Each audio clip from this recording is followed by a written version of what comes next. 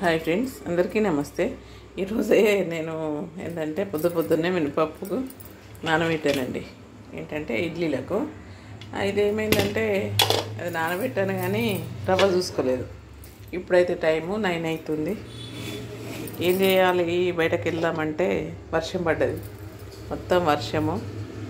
ఇక ఏం చేద్దాం అనేసి అయితే ఇక బియ్యం అయితే చిన్న జార్లో పోసుకున్నానండి. ఇవి కడిగి పెట్టుకున్న బియ్యం ఇప్పుడు గ్రైండ్ చేసి అందులో కలుపుతా. ఇడ్లీ ఎలా తయారవుతుందో చూద్దాం ఫ్రెండ్స్. మొత్తానికైతే బరకగా ఇదైతే బియ్యము కడిగి ఆరబోసిన బియ్యం ఉండే ఇంట్లో అవైతే నేను బరకలాగా అంటే కొంచెం రవ్వలాగా పట్టేసుకున్నాను. ఇది మినపప్పు అండి. మినపప్పు నానబెట్టింది, గ్రైండ్ చేశాను. ఇది ఇందులో కలిపేస్తున్నాను. కలిపేసి కొంచెం వాటరు, ఉప్పు కూడా కలిపేద్దాం. వాటర్ అయితే పోస్తున్నాం ఫ్రెండ్స్. ఇందులో కాస్త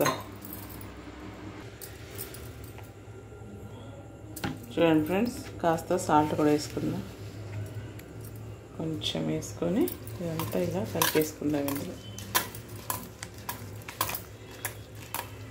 కలిపేసి పొద్దున ఇడ్లీ తయారు చేసుకుందాం. ఎలా వస్తుందో చూద్దాం ఫ్రెండ్స్. ఎమర్జెన్సీలో నేనైతే ఇలా చేస్తున్నాను. ఇడ్లీలు రేపు ఎలా వస్తాయో, మెత్తగా వస్తాయా రాదా అనేది గమనిద్దాం ఫ్రెండ్స్.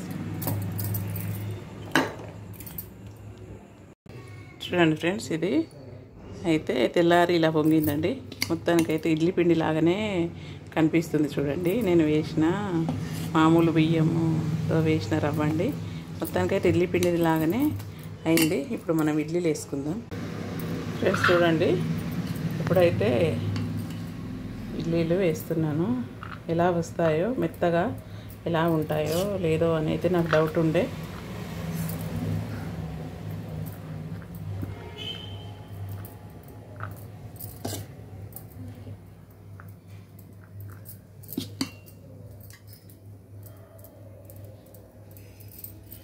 పిండి అయితే సేమ్ మన ఉప్పుడు రవ్వ లాగానే మనం కొనుక్కుంటాం కదా చూడండి, ఉప్పుడు రవ్వ ఇట్లా మెరుస్తుంటుంది.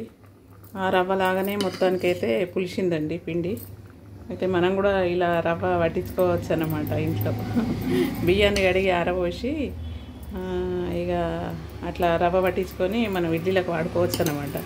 నేనైతే ఇది ఫస్ట్ టైము, మరి ఎలా వస్తుందనే డౌట్ అవుతుంది. ఇడ్లీలు చేసిన తర్వాత మనకు తెలుస్తుంది ఫ్రెండ్స్. ఇప్పుడు సాంబార్కి అయితే మసులుతుంది. ఇక సాంబార్ కోసం పౌడర్లు అయితే సిద్ధం చేసుకున్నాను. అలాగే కొత్తిమీరాకు,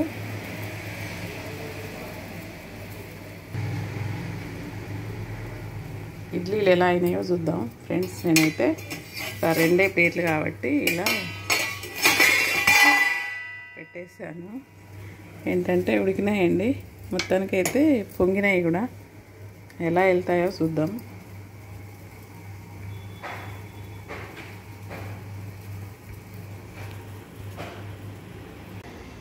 చూడండి ఫ్రెండ్స్, ఇప్పుడైతే ఇడ్లీలు తీద్దాం. వాటిలాగానే ఉన్నాయా, ఎలా ఉన్నాయా అనేది మనకు తెలుస్తుంది.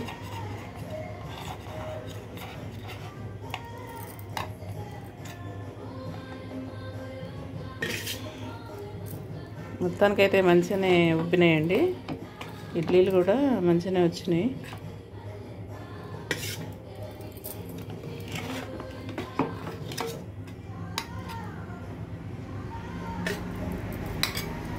చూడండి, సూపర్గా వచ్చినాయండి. అంటే మనం ఇలా కూడా చేసుకోవచ్చు అనమాట. వట్టి రవ్వతో కూడా మనం చేసుకోవచ్చు అన్నమాట. చాలా బాగా పొంగినాయండి ఇడ్లీలు.